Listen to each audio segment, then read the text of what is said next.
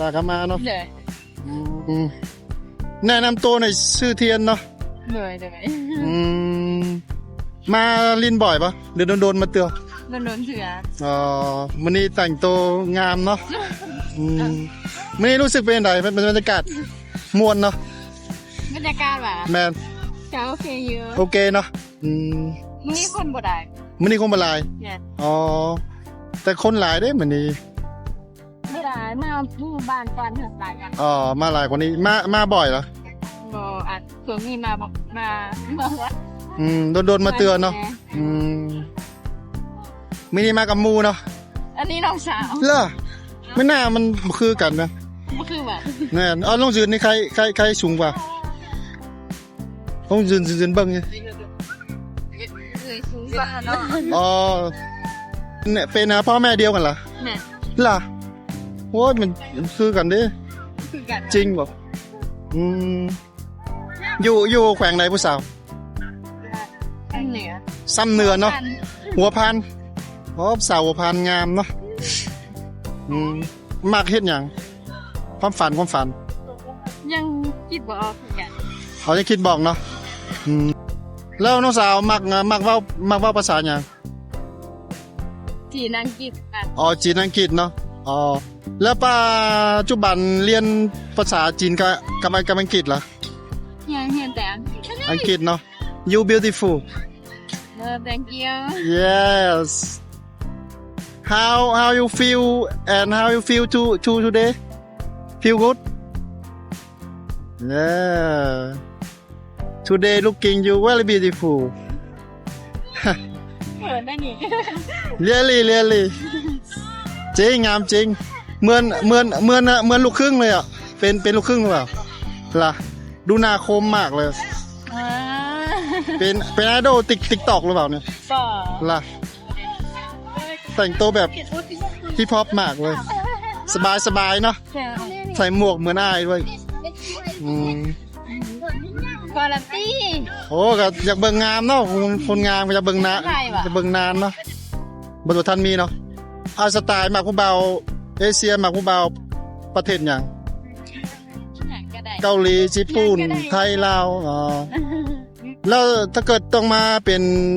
แฟนน้องนี่ผู้ชายต้องมีคุณสมบัติอย่างครับนิสัยแบบไหนนิสัยผู้ชายเอาใจเก่งเนาะดูแลคัดแคร์เนาะก็มักสไตล์แบบ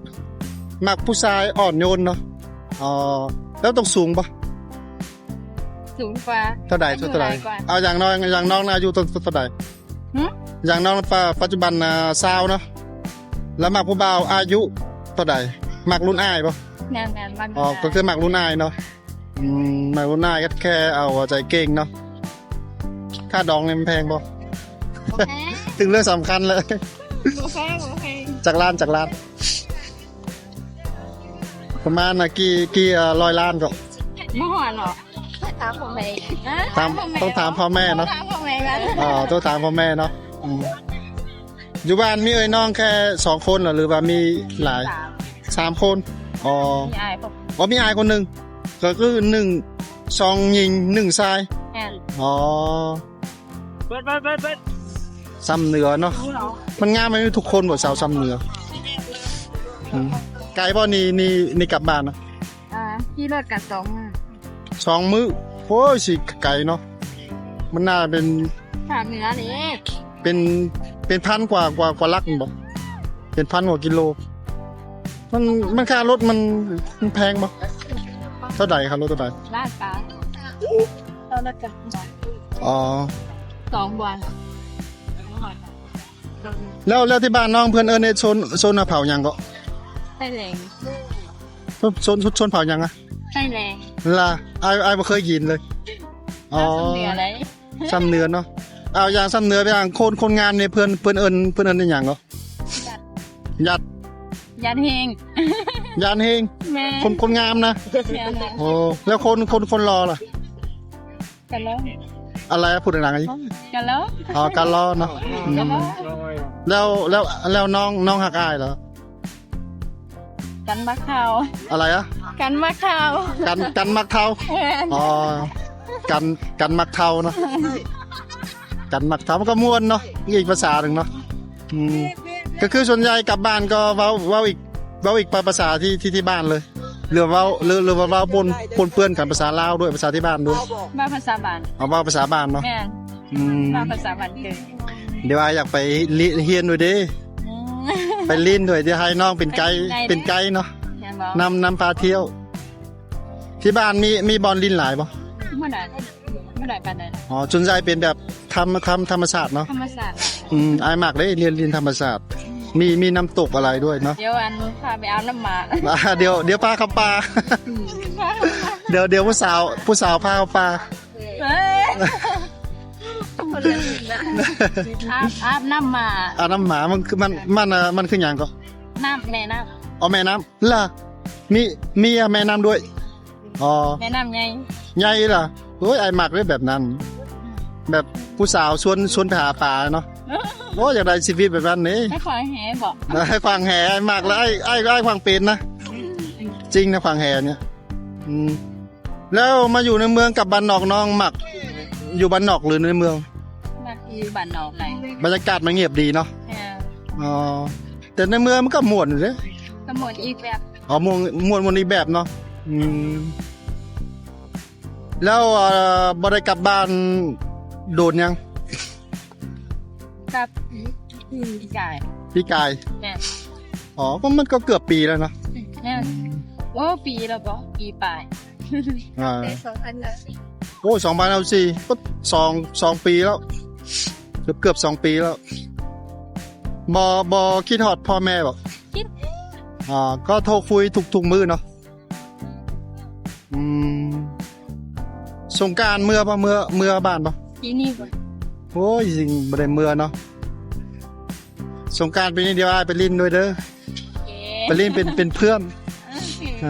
ม่วนสงกรานต์เนาะอ๋อเฮ็ดเวียกเลี้ยงผู้เอ้ย ส่งเสริมผู้เอ้ยไม่ใช่ส่งเสริมผู้น้อง อันนี้เป็นเอ้ยเนาะเป็นเอ้ยเนาะ นอก เป็นน้องก็ส่งเสริมผู้เอ้ย หาเงินเลี้ยงผู้เอ้ย เคยจ้อยเลย เดี๋ยวโตมาเอ้ยประสบความสำเร็จเดี๋ยวตอบแทนดูอะไรกลับ แม่ เนาะแล้วมารถอย่างเนี่ย รู้จัก อ๋อไกลว่าจากบ่อนน้องมานี่ โอเค แล้วให้เลือกนี่มักไปลิ้นประเทศอย่างก็ความฝันให้เลือก ประเทศอ่ะ แมนมักไปลิ้นไปเที่ยวเนี่ยไปเที่ยวต่างประเทศเนี่ย ไปไทย มาเลยเหรอ บ่ ประเทศอย่างเป็น ไป อย่าง